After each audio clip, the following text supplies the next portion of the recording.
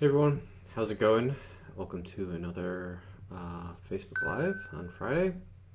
Back again. I hope everyone had a great week this week. I myself have really just been enjoying kind of some nice fall weather, getting outside, really just enjoying the scenery here in New England in the fall, which is beautiful. And really enjoying that this week. That's been kind of the highlight of my week this week, is for the most part. Um, but what I want to talk about this week is about activity trackers. So I think we all have an activity tracker. Most of us, I'm trying to find mine right now. Have a cell phone.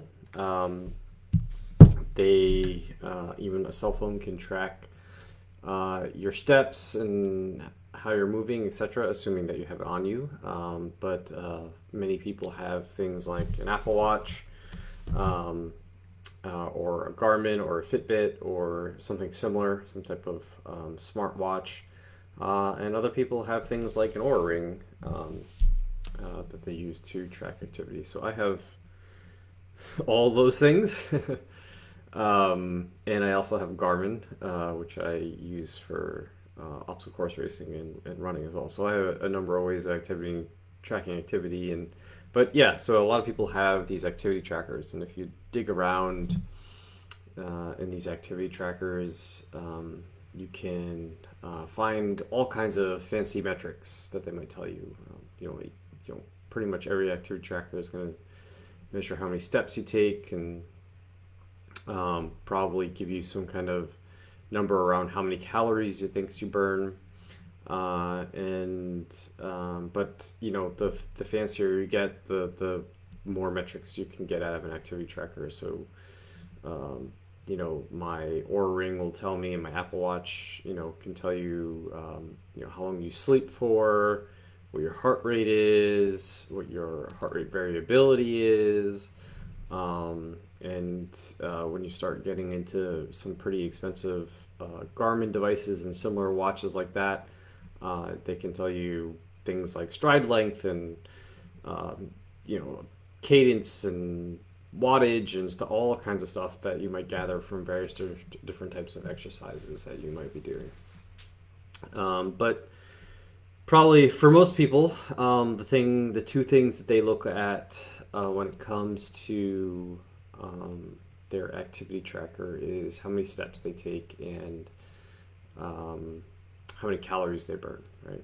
And if you're not looking at how many steps you take, that's something I think that everyone should pay attention to, and I'll explain why in a little bit. But um, you know, really, all these metrics are only good if you know, one, what they mean, how to interpret them. Like if you don't know what heart rate variability is, or you don't know what the difference is between different sleep stages and how much time you should be spending in all those sleep stages and all that stuff, those metrics really mean nothing to you because you don't know how to interpret them, right? So what good is it? And two, they're only good if you know then how to uh, use them to inform the decisions that you make day to day, and to help you get to your goals, right? So when people look at the two most common metrics an activity tracker has, steps and calories burned, everyone knows what those are, right? They know what a step is, I hope, and they know what a calorie is. It's funny because I was just my daughter, my 7-year-old daughter, the other day asked me what a calorie was. I had to explain to her what that was. So assuming you're older than 7, you probably know what a calorie is, at least to some degree. You might not technically know what it is, but you know that it's a measure of energy in food. Um, and you can burn that energy by moving around in your body, right? So you have some basic idea what those things are, but okay, you know what they are, but you don't really know how to inform them, right? So I mean, like, you hear you're supposed to be taking 10,000 steps a day. what does it mean if you only get 7,000 steps a day, or 2,000 steps a day, or 15,000 steps a day? And well, you can see from your watch that you, or your activity tracker, that you burned 500 calories today. Does that mean that you can eat 500 calories more? You should eat 500 calories more? Should you do anything with that information? So a lot of people are perplexed by just basic information that their activity trackers provide. So let's just take those two pieces of information. Now, first of all, I think activity trackers are great. I like technology. I think that they are useful. Um, just for the pure fact that they make you aware of your habits. And I think being aware of what you're doing is important when you're trying to make change. So, for example, you can have an activity tracker. Most activity trackers will detect whether you haven't moved for a while, and they'll send you some type of notification saying, hey, why don't you get up and move a little bit, right? So for someone who struggles to get a lot of movement in a day, having that constant reminder in their face that they need to move can be a useful thing. Getting someone to actually take action on that is a different story, but at least they're made aware that they may or may not be moving. And also they can kind of gamify this whole movement thing, right? And calorie thing. Not that that's a good thing, but in some cases it is, right? You get certain badges or rewards, or you can compete against your friends and say, oh, I got my 10,000 steps today, or I stood for 12 hours today, or whatever goal it is, right? It kind of gamifies that, and that can give people a lot of incentive to actually make change and do those things, right? Again, making those things stick long term is a different story, but at least it gets them motivated to do those things. Now, when it comes to the information like calories and maybe steps that you take, the next question you might have is, well, is it accurate? Does it really know what I'm doing? Well, the answer is no, it's not accurate, right? It doesn't. It's estimating things like steps based on the accelerometer, which is a sensor in your activity tracker, and that sensor is not perfect, right? That's not a perfect way to measure steps, right? So you can move your arm, your wrist, you can, etc., do different types of activities, and it might think that you're taking steps, but you're not really, right? So a good example of this is my Apple Watch, has this new feature to make sure that you're washing your hands for 20 seconds when you start to wash your hands. And it almost always detects that, when I'm washing my hands, that it taps me on my wrist and says, you start washing your hands, you got 20 seconds to go. But it also sometimes does that when I'm doing other activities as well.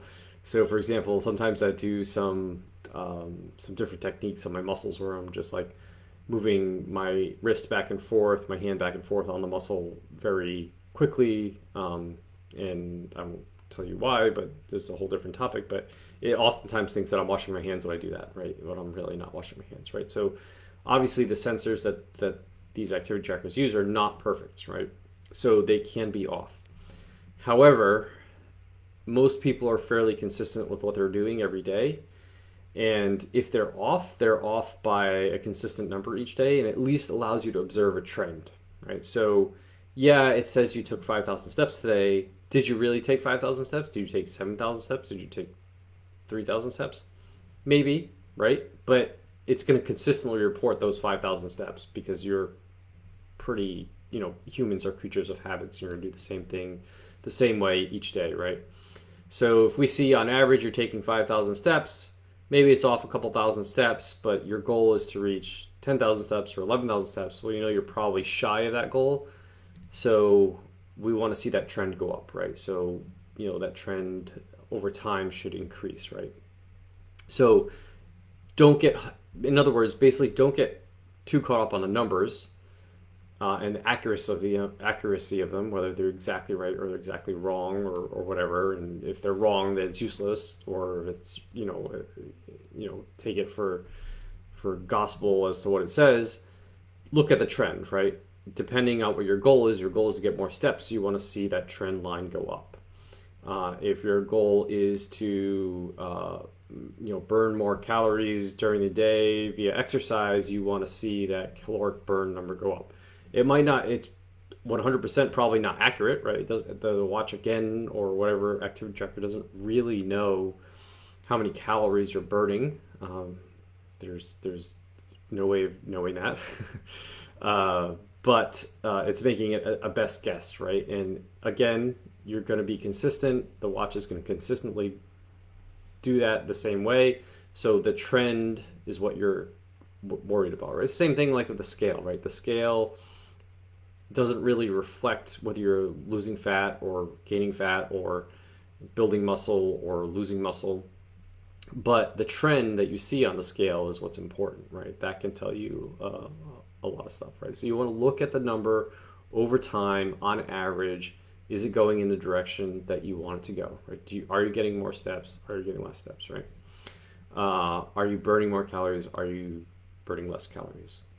And the other thing that often comes up with these basic metrics like calories, for example, is especially around food, right? How does this caloric burn thing inform my diet, right? Should I be eating more because I'm burning more calories?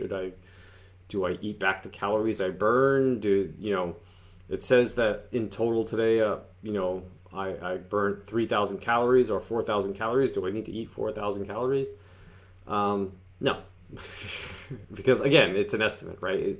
You're getting caught up in looking at a number and saying that's 100% true, and it knows exactly what my body did today, and I'm gonna follow it blindly. That's not true, right? It's really an estimate, right? You know what you feel like when you eat a certain amount of food, and you did a certain amount of work. Did you do more exercise today than you did than you normally do? Maybe you could eat a little bit more food. Do you feel more hungry? Do you feel less hungry, etc.? Right. So use it as guidance, right? It says, oh well, usually I burn 1,000 calories, and today I really went ham on my exercise and movement, and I burned 4,000 calories. Well, you could probably say that you probably burnt a little bit more than you normally would. Maybe you could use a little bit more food. Maybe you don't feel like you need any more food. You feel perfectly fine. It's a one-off thing. Just go by how you feel, right? So you can use it as a way to guide your decisions and maybe compare it against prior history and prior, what you usually do. But it's, again, calories are very hard to estimate, and your watch certainly, or your activity tracker certainly can't do it accurately. So just look at it as one piece of data in the overall picture. Use your common sense. Did you actually move more today? Use your subjective feelings, your hunger, how tired you feel, or how recovered you feel, how unrecovered you feel, that type of stuff, and take that all into consideration when deciding, maybe how to inform dietary decisions based around activity, that type of stuff. So I just wanted to briefly just touch on that subject. I feel like it comes up quite a bit, and people are often just confused even by just basic stuff that activity trackers give you, information it gives you. So basically, in summary, what I'm saying is I think they're useful. I think they can give you an idea of overall trends, and you should really pay attention to the trends rather than the day-to-day numbers and get caught up on the specifics from day-to-day individual days, right? Just look at the trends, use that to inform your decision. Does it help you? Is it moving in a direction that would help you achieve your goal, or moving in a direction that you think is not helping you achieve your goal, and adjust based on that stuff. So if you want to get all the information that I put out on a weekly basis without having to stalk me on social media, please go to my website at rjbhealth.coach. Click the newsletter link at the top, and you can sign up for the newsletter. Enter your email address, and then I send you a couple of emails a week with blogs and just random thoughts and links to videos like this, so you can keep up to date with what I'm putting out. If you're interested in health coaching, one-on-one health coaching, please, I have a few spots and maybe another spot opening up soon. Please jump on that opportunity. Again, you go to my website, rjbhealth.coach, and there's a schedule discovery call button right on the homepage. Click on that, fill out the form, and I'll get back in touch with you. And if you have any questions or comments on what we talked about today, please leave them here below, direct message me. Always happy to chat about anything, any topic you find interesting. So with that, I'll talk to everyone next week. Hope you all have a good week and talk to you soon.